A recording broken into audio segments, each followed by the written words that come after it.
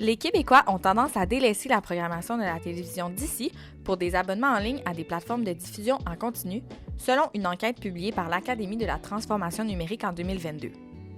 Cette baisse de popularité nuit à la diffusion de la culture québécoise. Consommer ce que nous créons, de consommer les créateurs d'ici, pour moi, c'est la base même d'une culture forte. C'est quand ta nation consomme ce qu'on produit.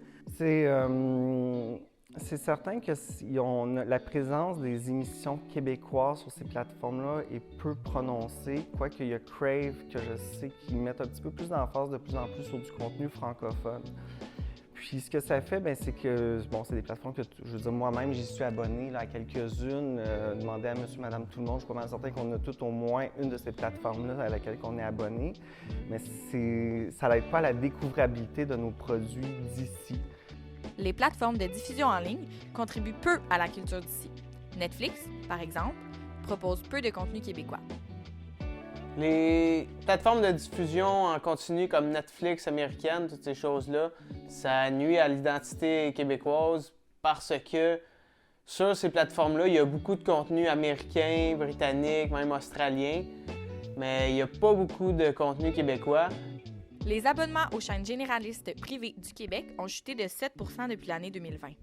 Des chaînes de télévision québécoises comme Radio-Canada ou TVA connaissent une baisse de leur popularité. J'ai le câble plus parce que j'aime ça écouter le sport, j'écoute le hockey, je suis pogné pour l'écouter à TVA Sport, mais RDS, tout ça, c'est toutes des plateformes que j'aime écouter le sport. Sinon, en tant que tel, c'est assez rare que j'écoute des séries, par exemple sur TVA ou sur Nouveau, des choses comme ça. Actuellement, c'est plus sur des services comme Netflix, Crave.